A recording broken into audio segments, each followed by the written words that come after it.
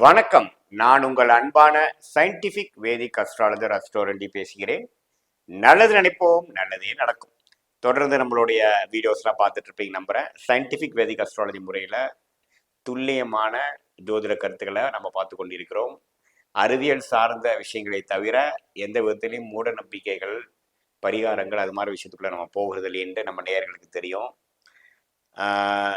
எப்படி நம்மளுடைய போன ஜென்ம பூர்வ புண்ணிய கர்மா இந்த வாழ்க்கையில் இந்த பிறவியில் வாழ்க்கை சம்பவங்களாக சாதகமான சம்பவங்களாகவும் சாதகமற்ற சம்பவங்களாகவும் உருவெடுக்குதுங்கிறது நம்ம ஒளி தத்துவ முறையில் சயின்டிபிக் வேதிக் அஸ்ட்ராலஜி முறையில் பார்த்து கொண்டு இருக்கிறோம். அந்த அடிப்படையில் இந்த வீடியோவில் சிம்ம ராசிக்காரர்களுக்கு 2025 முதல் மாதமான ஜனவரி மாதம் எத்தகைய ஒரு மாதமாக இருக்க போகிறது என்பதை நம்ம பார்க்க போகிறோம். அதுக்கு முன்னாடி நம்ம சேனலுக்கு ஃபர்ஸ்ட் டைம் வரவங்க மறக்காம சப்ஸ்கிரைப் பண்ணுங்க. ஸோ தட் தொடர்ந்து நம்மளோட வீடியோஸ்லாம் உங்களை சேர்ந்தோம் நீங்கள் கனெக்ட்லேயே இருக்கலாம். பிடிச்ச வீடியோஸு ஷேர் பண்ணுங்க. இப்போ பார்த்தீங்கன்னா சிம்மராசிக்காரருக்கு 2025 ஜனவரி மாதம் எப்படி இருக்க போகுதுன்னு பார்க்கும் பொழுது ஆண்டு கிரகம் என்று சொல்லப்படுகிற குரு 10ஆம் இடத்துல நீடித்திருக்கிறார். சனி 7ஆம் இடத்துல நீடித்திருக்கிறார்.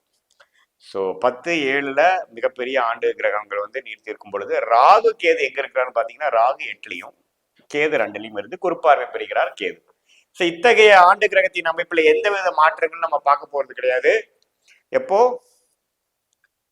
2025 ஜனவரி மாதம். சரி, மாத கிரகம் எப்படி செயல்படும் பார்க்கும் பொழுது ராசி அதிபதியாகிய சூரியன் பார்த்தீங்கன்னா தனுசுல முதல் 14 நாட்கள் 13 நாட்கள் இருக்கிறார். ஸோ சூரியன் 5ஆம் இடத்துல குருவோட வீட்டில் இருக்கிறது நல்ல விஷயம்தான், தப்பில்லை.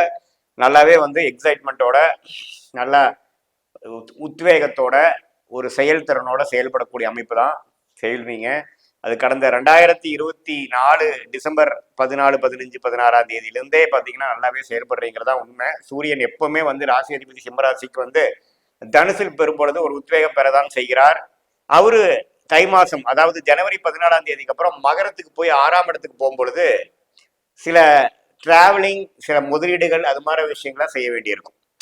எப்பவுமே பார்த்தீங்கன்னா 6க்கு சம்மந்தப்பட்டு 12 கனெக்ட் ஆகும் பொழுது சரராசியாக இருக்கும் பொழுது சில ஃபினான்ஷியல் இன்வெஸ்ட்மெண்ட்ஸ் இது வரைக்கும் நீங்கள் கடந்த 1.5 மாதம் 2 மாசமா பண்ணது இன்வெஸ்ட்மெண்ட் பண்ணக்கூடிய அமைப்பாகும்.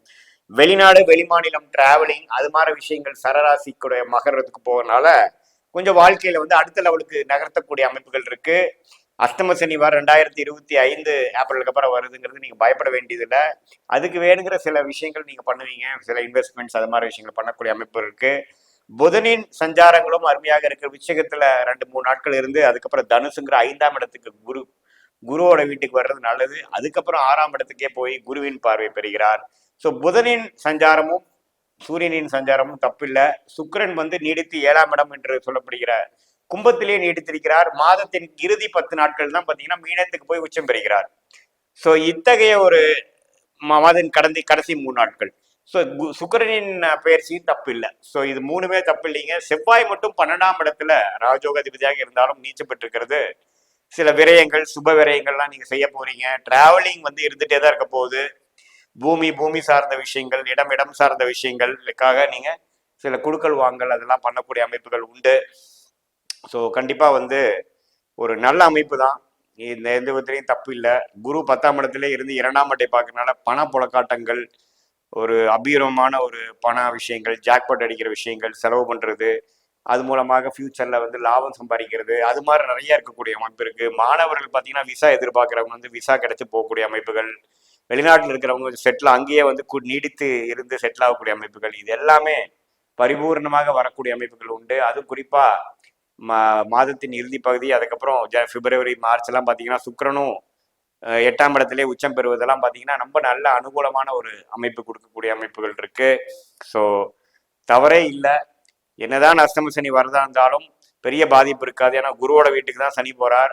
ராகு அதே சமயத்தில் 7ஆம் இடத்துக்கு 8லேருந்து 7 ராகு வர்றது தப்பு இல்லைங்க. அதே சமயத்தில் குரு 11ஆம் இடங்கிற லாபஸ்தானத்துக்கு போய் அந்த ராகுவே பார்க்கறது அது வேற விதமான ஒரு நல்ல ஒரு பெனிஃபிட் அடையக்கூடிய ஒரு அஷ்டம சனியாக தான் இருக்குமே ஒழிய பாடாப்படுத்துகிற அஷ்டம சனியாக இருக்காதுங்கிற ஒரு விஷயத்தை எடுத்துக்கணும். அதுக்கு வேணுங்கிற ஒரு ஃபவுண்டேஷன் விஷயமாக இந்த ஜனவரி மாதம் 2025 சிம்மராசிக்காரருக்கு உண்டு. ராசி அதிபதி அருமையாக 5ஆம் இடத்துல இருக்கிறதுனால மாணவ செல்வங்கள்லாம் பார்த்தீங்கன்னா கொஞ்சம் நல்லா இது வரைக்கும் சில சப்ஜெக்ட்ஸ்லாம் புரியாமல் கொஞ்சம் கஷ்டப்படுறவங்களாம் கொஞ்சம் நல்லா கிளாரிட்டி பெறக்கூடிய அமைப்புகள் இருக்கு. சில விஷயங்கள் இவ்வளவு தூரம் வந்து இன்ட்ரோட் போகாம இந்த டைம்ல கொஞ்சம் நல்லாவே புரிஞ்சு நடந்துக்கிறது, நல்லாவே சில கான்செப்ட்ஸ் புரிஞ்சுக்கிறது, சில எக்ஸாம்ஸ் கிளியர் பண்றது, முதல்ல இருந்த மென்டல் பிளாக்ஸ் எல்லாம் போய் இப்போ கொஞ்சம் ஃப்ரீயா யோசிக்கிறது, திங்க் பண்றது, அனாலிட்டிக்கல் ஸ்கில் இம்ப்ரூவ் பண்றது, அது மாதிரி எல்லாமே அந்த புதனின் குருவின் பார்வையும் சூரியனின் சஞ்சாரமும் அருமையா இருப்பதனால ரிஷபராசிக்காரர்களுக்கு ஒரு அற்புதமான ஒரு ஆரம்ப மாதமாக 2025 இருந்து எந்த விதத்திலையும் இந்த அஷ்டமசனி தாக்கம் வந்து பெரிய பாதிப்பு கொடுக்க போறது இல்லைங்கிறத நீங்க உஜிதப்படுத்துற மாதிரி ஒரு நல்ல மாதமாக எல்லா வயதினருக்கும் கொடுக்கக்கூடிய அமைப்புகள் உண்டு. ஏன்னா உங்களுக்கு வந்து 7ஆம் இடத்துல வந்து சனி இருந்தாலும் சுக்கிரன் போய் இங்க இருக்கிறதுனால இல்லத்தரசிகளுக்கு வீட்டில் இருக்கக்கூடிய கணவர் மனைவி உறவுகள் எல்லாம் வந்து அந்த அளவுக்கு ஒன்றும் தப்பா போகக்கூடிய அமைப்புகள் எதுவுமே இல்லை. ஓரளவுக்கு அட்ஜஸ்ட் பண்ணி அனுசரிச்சு போகக்கூடிய அமைப்புகள் வரக்கூடிய அமைப்புகள் சுக்கிரன் 7ஆம் இடத்துல இருக்கிறது கொடுக்குறார். சில பேர் பார்த்தீங்கன்னா இந்த காதல் வயப்படுறது, கல்யாணமா மாறுறது, நட்பு கல்யாணத்துல போய் முடியறது, இப்போ ஒர்க் பண்ற இடத்துலயே கொஞ்சம் நட்பு வந்து கொஞ்சம் காதலா மாறுறது, அது மாதிரி சில விஷயங்கள்லாம் 7ஆம் இடத்துலயே சனியும் சுக்கிரன் சேர்ந்து இருக்கிறது. ஜாதகத்தில் அது மாதிரி அம்சங்கள் இருக்கிறவங்களுக்கு கண்டிப்பா சிம்மராசிக்காரர்களுக்கு காதல் விஷயங்கள், கல்யாண விஷயங்கள் இதெல்லாம் கொஞ்சம் கைவிடக்கூடிய விஷயங்கள் கண்டிப்பாக உண்டு.